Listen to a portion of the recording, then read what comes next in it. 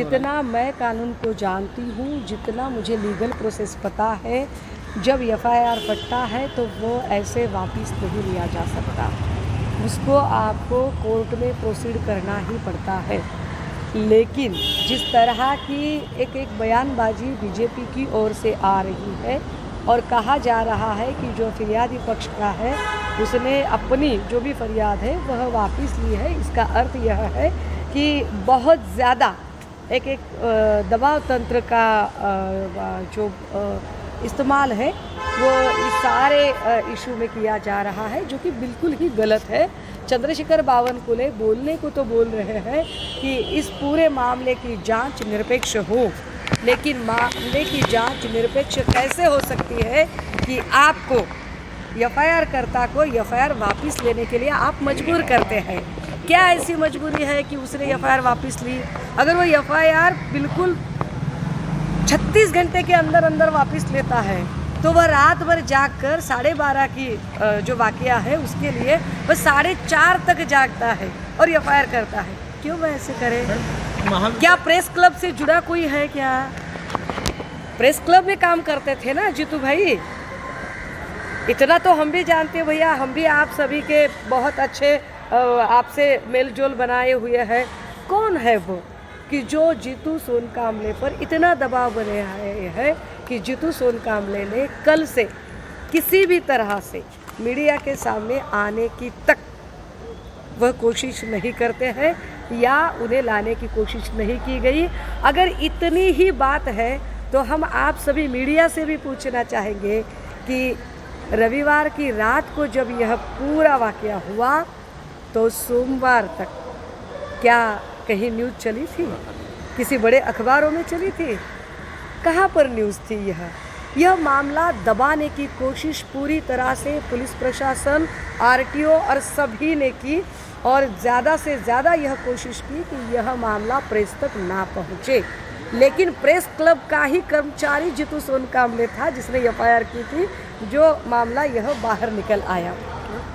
बोलिए। विकास ठाकरे ये इस मामले को दबाने की कोशिश कर रहे हैं, ऐसा लग रहा है? नहीं, मुझे नहीं लगता। और देखिए, किसी के दबाने से मामला दबता नहीं है।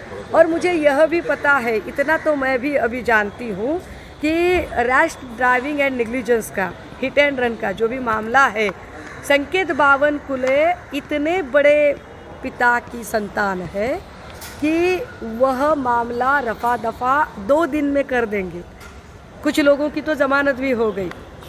लेकिन बात यह है कि क्या कानून नाम की और कानून चलाने वाले लोगों में गैरत नाम की कोई चीज़ है कि नहीं? और उन्होंने एफआईआर में कार के डिटेल्स क्यों नहीं लिए? वह कार के डिटेल्स बाद में भी ले सकते थे। जिस मामले की चार्जशीट अभी तक कोर्ट में नहीं चली गई है, उसकी एफआईआर वापस कैसे ली जा सकती है? तो यह सारा जो माहौल बनाने की कोशिश है। और ऊपर से होम मिनिस्टर साहब फडणवीस साहब कह रहे हैं कि अरे इस मामले में आप राजनीति मत कीजिए। आप हमें सिखाएंगे राजनीति की बातें? फडणवीस साहब, आए दिन छोटी छोटी बातों पर राजनीति करने वाले आप, पूजा चौहान जैसी एक मासूम बच्ची का राजनीति के लिए इस्तेमाल करने वाले आप लोग, आपने जिंदा लोग तो जिंदा लोग, आपने हम में से गए हुए महापुरुषों तक नहीं छोड़ा है। कल ही की बात है कि आप तिलक और फुले किन्होंने शिव स्मारक ढूंढ कर निकाला, इस पर राजनीति कर रहे हो और आप हमें राजनीति की बातें सुनाते हो। असल बात यह है फडणवीस साहब कि बतौर होम मिनिस्टर आप पूरी तरह से नाकामयाब है।